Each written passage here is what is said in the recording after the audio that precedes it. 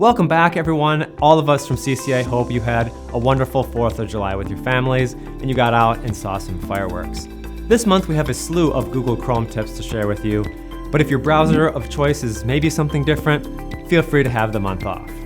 Or maybe stick around and see if you want to switch. Let's start out with some security tips that you should know about. It's generally good practice to be wary about using extensions in Chrome. There certainly are some extensions that are useful, like ones that support our business applications or things like Adobe Reader. Browser extensions, however, have access to all your browsing data. This is how the app developer makes money, frankly.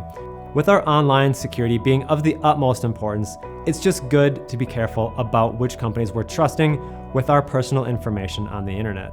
The next item we want to bring some caution to is Chrome notifications. If you've seen them, I'm sure you probably see them daily. Websites asking for notifying you about this or that, or a lot of news websites are doing that. And we recommend being cautious about these. I think there's use cases that make sense, webmail maybe, or Android messages, but be careful about what websites you enable Chrome notifications on. If that website were ever to get breached, they could send notifications to Chrome kind of willy-nilly, and it would look in similar ways a lot like you have a virus. So again, something to just be cautious about. Hopefully you're already ignoring those or saying, no, I don't want notifications, but that's what notifications is and how best to use it. Another nifty gifty is Chrome apps. We're starting to see a lot more web apps built with the capacity to run that way. At the core, they are still running Chrome, but they have a nicer look to them as they run outside of the browser.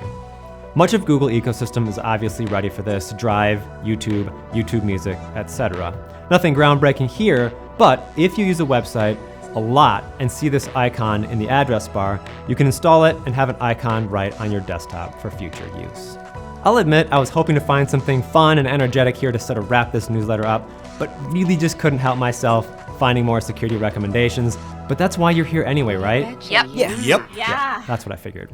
Corporate password managers are generally expensive, hard to deploy successfully, and more often than not, just completely unused. So they aren't really all that popular. Because of that, Chrome ends up with a lot of our passwords. Google knows this too and has done a great job to be continually scrubbing the dark web for passwords that they do have in their password manager.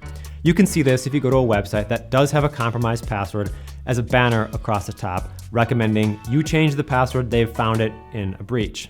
We recommend, if you see this, updating that password right away and change it anywhere else that password was used. Just because the password was compromised from that website doesn't mean it's the same site that the leak was from. It often just is a password you use other places and it just noticed you used it at that site. As a side note, we definitely recommend using different passwords so that a single leaked password doesn't provide access to all your different systems either. There's a great tool in Chrome that gives you a nice overview of your password health as well. It's inside the 3-dot menu, then Settings. Hey everyone, just realized since scripting this video, the fastest way to get there is Google's new shortcut right in the 3-dot menu. Google Password Manager is right there. Just click on that. From now on, that will be the absolute fastest way to get to the Password Manager. All right, let's jump back into it. Then Settings, Auto Fill in Passwords, Google Password Manager. You want an app for all those clicks? You guessed it, there's an app for that too. Not sure how often you'll need to be in here, but if it reminds you to check your passwords often, win. If you are saving passwords in Chrome, you'll see them all show up in that list. The left menu shows the checkup option that will go through the list and see if anything isn't up to snuff.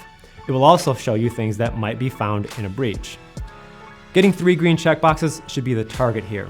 You may notice in here passwords that are listed as weak or breached that you just don't use anymore. They're for accounts that are completely shut down. Go back to the password manager and just delete them completely. That should help that score get back up a little bit. Once you're done making all those passwords a little bit stronger, changing the ones that have been breached, or just deleting the ones you don't use, should get those 3 green checkboxes to show up. Our online identity is more important now than it ever has been before, and this tool is one of many to help you stay on top of the curve. Hey guys, thanks for making it this far. We really appreciate you watching our videos. Comment, like, and subscribe below.